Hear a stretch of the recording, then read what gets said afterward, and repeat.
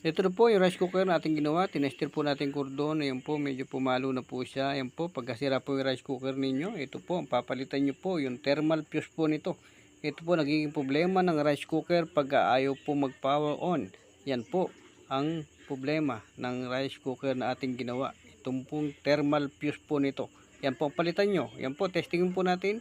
Yan po, tinesting na po natin ang rice cooker. I-on po natin. Yan po, paglutuan po natin siya.